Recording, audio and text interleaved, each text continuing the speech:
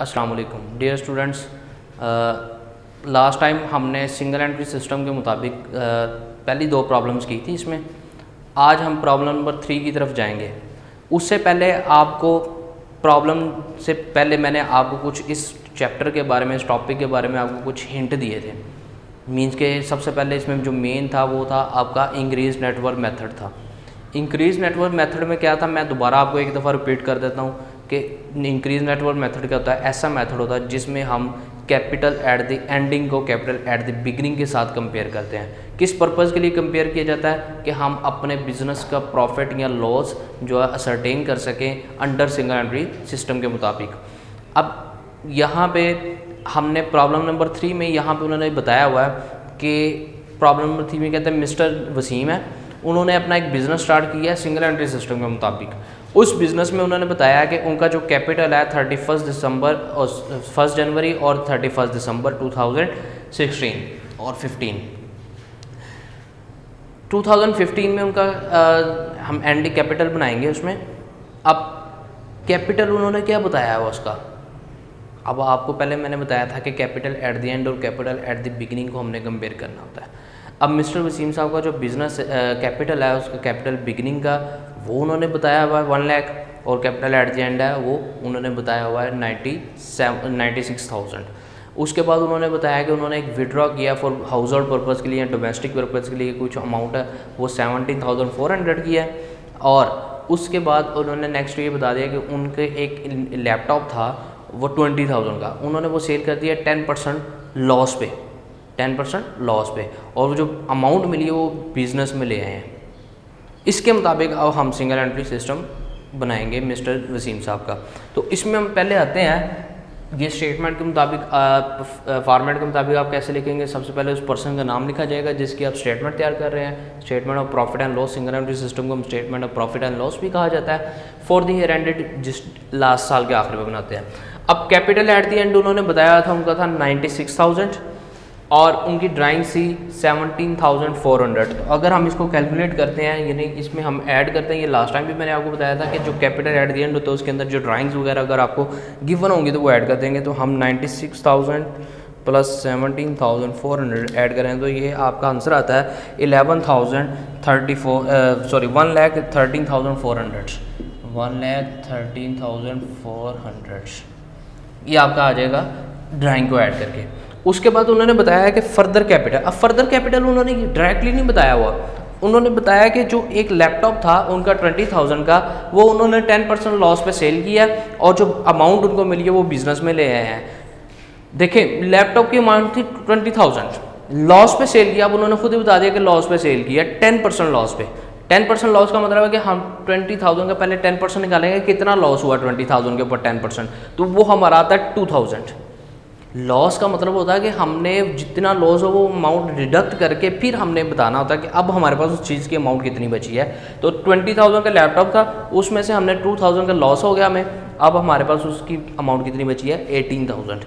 वो 18,000 कहता है brought that money into the business, और वो बिजनेस में अमाउंट जो है वो ले आए हैं एज ए फर्दर कैपिटल। तो वो हम 18,000 जो है वो फर्दर कैपिटल हम यहाँ पे माइनस कर देंगे 18,000। देखें जो माइनस करके कितना आता है। अगर हम यहाँ से माइनस करें 1,13,400 में से 18,000 माइनस कर दें तो ये हमारे पास आ जाता है 95,400। 95,400 ठीक है जी, यहाँ तक क्लियर है। नंबर नेक्स्ट है, आगे उन्होंने हमने बताया था कि कंपेयर अब करना हमने अपने ओपनिंग कैपिटल को। ओपनिंग कैपिटल हमें गिवन है 1 lakh, capital at the beginning हमारे पास है 1 लाख।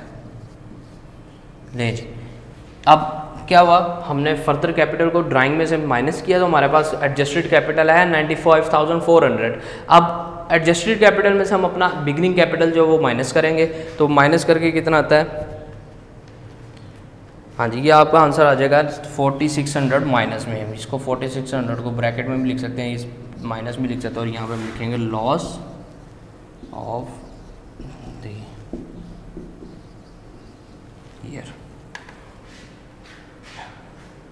ठीक है जी, ये आपका क्वेश्चन नंबर जो 3 था, प्रॉब्लम नंबर 3 वो सॉल्व हो गई है। इसमें क्या हुआ कि हमें प्रॉफिट एंड लॉस यानी सिंगल एंट्री सिस्टम के मुताबिक हमारे जो मिस्टर वसीम साहब का बुक बिज़नेस था, उन्होंने सिंगल एंट्री सिस्टम के मुताबिक अपनी बुक रखी हुई थी, उसमें उनको 4600 का जो है वो लॉस हो गया। ठीक है, अब नेक्स्ट प्रॉब्लम की तरफ हम मूव करेंगे। उसमें देख नेक्स्ट प्रॉब्लम जो है 4 है।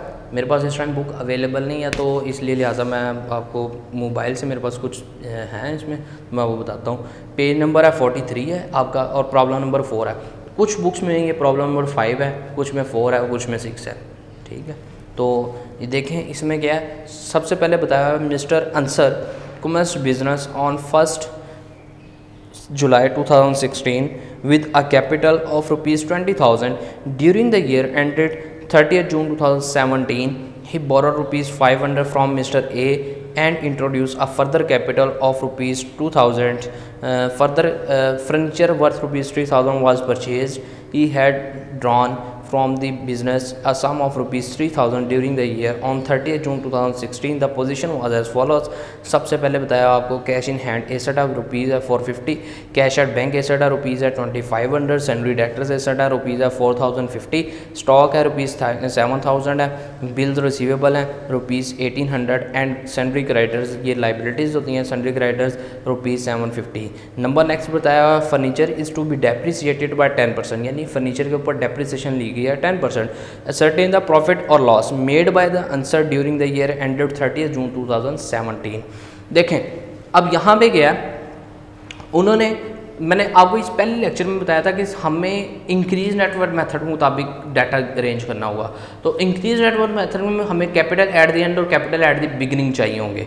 अब इस क्वेश्चन में आपको कैपिटल एट द बिगिनिंग तो बता दिया हुआ है, ठीक है, ये बताया हुआ आपको कैपिटल जो है वो 20,000 है, लेकिन कैपिटल एट द एंड नहीं बताया हुआ, साल के आखिर का कैपिटल आपको नहीं बताया हुआ।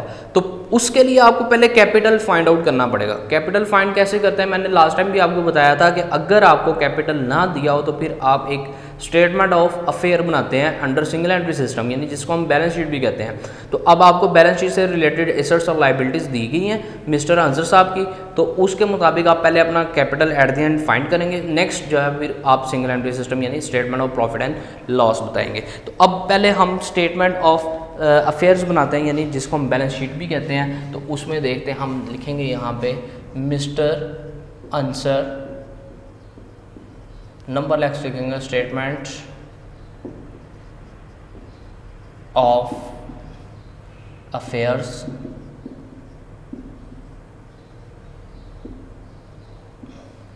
फॉर द ईयर एंडेड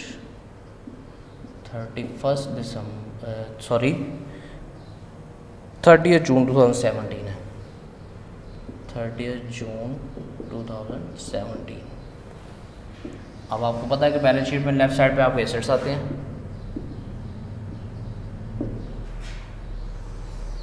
दरमियान में हम कॉलम बनाएंगे अमाउंट, साथ रुपीज़ लिखेंगे, फिर राइट साइड पे आपकी लाइबिलिटीज़ आ जाती हैं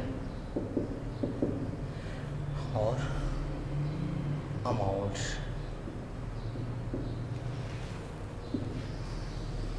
एसेट वाली साइड पे देखें, सबसे पहले आपको बताया हुआ है कैश इन हैंड। पहले अगर हम करंट एसेट की हेडिंग दे लें यहाँ पे करंट एसेट्स, तो करंट एसेट में सबसे पहले है कैश इन हैंड है,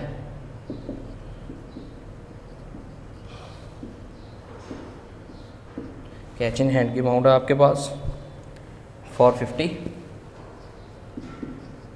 नंबर नेक्स्ट है कैश एट बैंक है, ये भी आपका करंट एसेट है। कैश एट बैंक की अमाउंट कितनी है आपके पास 2500। नंबर नेक्स्ट है सैलरी डेटर्स हैं, सैलरी डेटर्स भी आपके करंट एसेट होते हैं और इनकी अमाउंट आपके पास गिवन है 4050। नंबर नेक्स्ट है स्टॉक है, स्टॉक भी आपका एसेट है, इसकी अमाउंट आपको गिवन है 7000।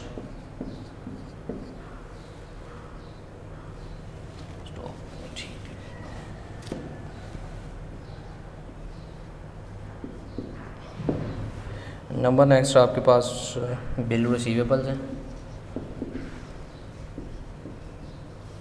ये भी आपके एसेट्स होते हैं। इनकी अमाउंट आपके पास है 3000 है। अच्छा, ये करंट एसेट आपके हो गए। अब हम हेडिंग देंगे फिक्स एसेट की, फिक्स्ड एसेट।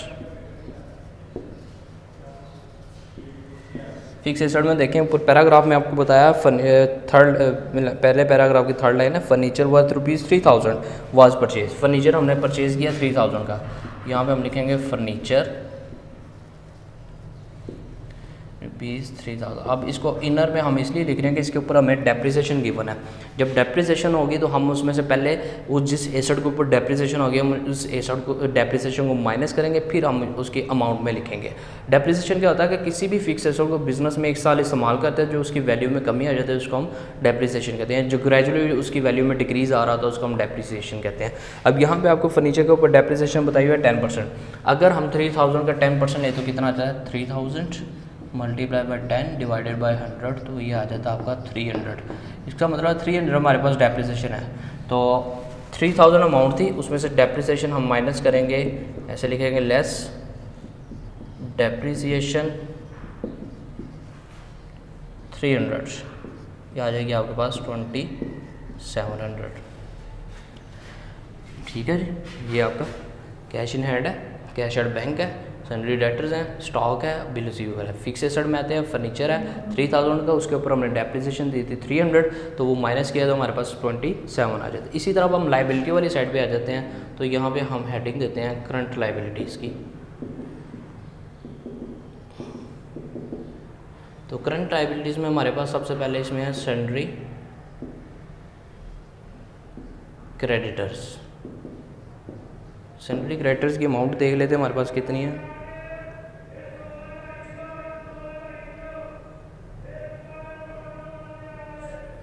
इसकी अमाउंट है जी आपके पास 750, और इसके अलावा आपके पास कोई लाइबिलिटी नहीं है। अब इसको हम टोटल करते हैं तो हम देखते हैं कि कितना आता है। अगर हम टोटल इसमें देखें तो एसेट वाली साइड को हम टोटल करते हैं, पहला 450 है, फिर 2500 है, फिर है 4050 है, नेक्स्ट है जी 7000 है, और उसके बाद आपका 3000 है, फिर नेक्स्ट आपका है 2700।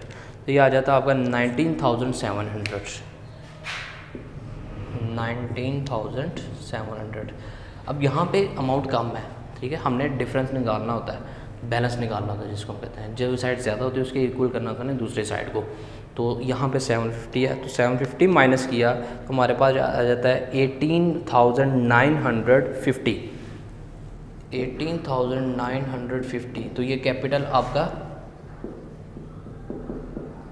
कैपिटल एट दी एंड कह रहे हैं या एट दी एंडिंग कह रहे हैं, ठीक है। बैलेंसिंग फिगर है ये इसकी कैपिटल की। जो बैलेंस आएगा आपका ये इस टोटल हम कर लेंगे 19,700, ठीक है जी, ये आपका इक्वल आ गया।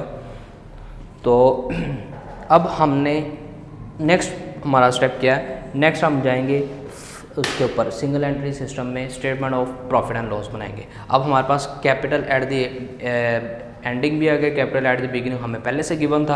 अब statement of profit and loss की तरफ जाते हैं, तो स्टेटमेंट कैसे बनाएंगे हम ये देख लेते हैं आगे।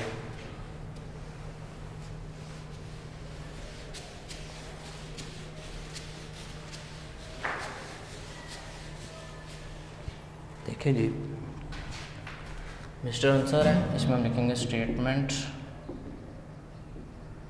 Of profit and loss for the year ended 30 जून 2017, ठीक है। अब देखते हैं इसमें हम क्या बताया उसने हमें।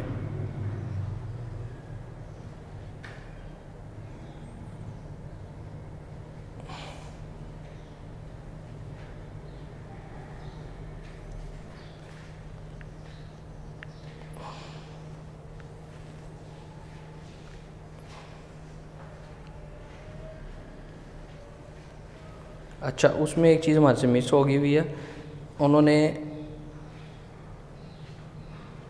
बोरोड भी किया हुआ था 5000 का मिस्टर ए से, ठीक है जी।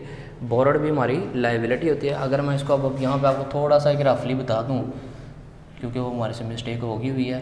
Cash in hand, cash at bank, sorry मैं वहाँ से गलती कर गया था, डेटर्स हैं और बिल रिसीवेबल है। ये अब मैं आपको रफ़ी यहाँ में बता रहा हूँ। उसके बाद फर्नीचर था हमारे पास, स्टॉक भी है, एक फर्नीचर है और उसके ऊपर डेप्रिसिएशन थी हमारी। कैश इन हैंड की अमाउंट हमारे पास दी हुई है यहाँ पे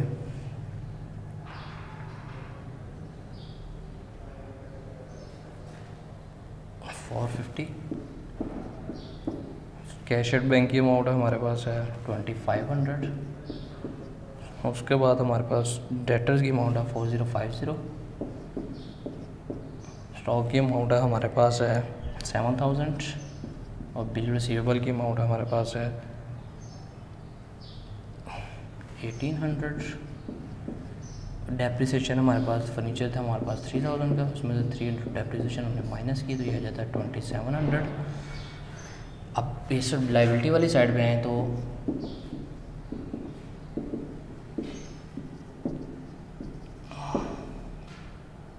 क्रेडिटर थे हमारे पास 750 और हमने लिया था लोन, ऐसे लिखेंगे लोन फ्रॉम मिस्टर ए। कितना था हमारे पास ये 5000 का। अब हम इसको टोटल कर लेते हैं तो देखते हैं कितना आता है। ये देखें जी 450 एसेट वाली साइड पे, फिर नंबर नेक्स्ट है 2500 है, फिर आपके पास 4050 है, फिर उसके बाद 1800 है, फिर 7000 है और नंबर नेक्स्ट है 2700। ये आ जाता है आपका 18500।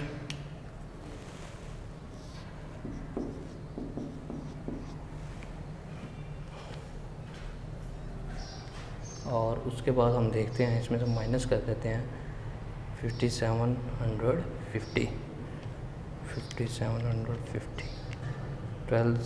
12750। हाँ जी 12750 ये आ जाएगा आपका कैपिटल एट दी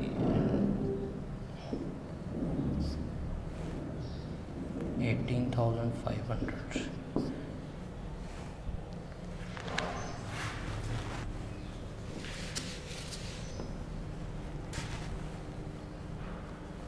ये सर रिलायबिलिटी साइड है, ठीक है। वहाँ पे हमारी थोड़ी सी मिस्टेक हो गई थी कैलकुलेशन में, तो इस वजह से मैंने अब आपको ये रफली बता दिया। सेम वही है, बस इसमें कैलकुलेशन हमारी थोड़ी सी मिस हुई थी। हमारा कैपिटल बाय है हमारा 12,750। अब हम आते हैं सिंगल एंट्री सिस्टम के मुताबिक, तो उसमें हम क्या लिखेंगे, यहाँ पर लिखेंगे पर्टिकुलर अमाउंट 7 रुपीज़। सबसे पहले हम लिख लेते हैं capital at the end of the year. हमारा कैपिटल आया था 12,750। उसके बाद हम देखते हैं ड्राइंग्स में कितनी गिवन है इसमें। तो यहाँ पे लिखा हुआ है he had drawn from business a sum of ₹3000 during the year. Withdraw करा रहा है 3000 ड्यूरिंग द ईयर। यहाँ पे मैं ऐड लिखेंगे ड्राइंग्स 3000, तो ये आ जाएगा आपका। अगर इसको हम प्लस करते हैं तो 15,750। इसमें से हम लेस क्या कर लेते हैं, फर्दर कैपिटल। फर्दर कैपिटल आपको कितना गिवन है जी, इसमें देखें ₹200 है आपका फर्दर कैपिटल। 2000 माइनस किया तो ये आ जाता है 13,750। इसके सामने हम लिख लेते हैं adjusted capital during the year, और इसमें से हम माइनस क्या कर देते हैं, less capital at the beginning of the year, capital हमारा बिगनिंग का था 20,000 माइनस करेंगे तो कितना आता है जी, 13,750 माइनस 20,000, ये आ जाता 6250। हाँ जी 6250, ये भी आपका आंसर माइनस में आएगा, तो यहाँ पे आ जाएगा आपका नेट लॉस। ठीक है जी, मैं दोबारा इसको एक दफ़ा रिपीट कर देता हूँ। पहले हमने वो बैलेंस शीट बनाई जिसको हम स्टेटमेंट ऑफ अफेयर भी कहते हैं, उसमें हमारी थोड़ी सी कैलकुलेशन की मिस्टेक आ गई थी, वो मैंने दोबारा यहाँ पे आपको एक रिवाइज़ कर दिया है। ठीक है, लोन भी हमारी लाइबिलिटी होती है, वो हमने लाइबिलिटी वाली साइड पे लिख ली। उसके बाद हमारा ये कैपिटल एट द एंड आ गया। कैपिटल एट द एंड को हम कंपेयर करते हैं कैपिटल एट द बिगिनिंग के साथ, तो उसमें हमें पहले कुछ इंफॉर्मेशन और गिवन थी, जैसे उन्होंने बताया था कि ड्राइंग्स है वो विड्रॉ करा ड्यूरिंग द ईयर। अब ड्यूरिंग द ईयर होगा तो वो पूरे साल के हमारे पास ड्राइंग होती है। जब सम टाइम उसने बताया था पर मंथ, फिर हम उसको एनुअली कन्वर्ट करते हैं 12 से मल्टीप्लाई करके। तो ड्राइंग्स थी हमारे पास 3000, अगर हमने कैपिटल एट द एंड में ड्राइंग ऐड की तो हमारे पास अमाउंट आ जाती है 15,750। उसमें से हमने फर्दर कैपिटल जो था वो माइनस कर दिया था, वो फर्दर कैपिटल हमारा था 2000, तो हमारे पास एडजस्टेड कैपिटल आ गया 13,750। उसमें से हमने कैपिटल एट द बिगिनिंग हमने जब माइनस किया तो वो 20,000 था, वो हमारे पास आंसर आया माइनस में 6250 आपका नेट लॉस। ठीक है जी, अब इसके बाद हम नेक्स्ट प्रॉब्लम्स जो करेंगे वो इससे थोड़ी सी एडवांस में आएंगी, तो इंशाल्लाह नेक्स्ट जो हम उसमें करेंगे देखेंगे क्या बनता कैसे हम करते हैं, उसमें क्या क्या प्रॉब्लम्स आती हैं हमारी। तो उम्मीद है कि आपको ये समझ आ गई होगी। ठीक है, अपना ख्याल रखिएगा, अल्लाह हाफिज़।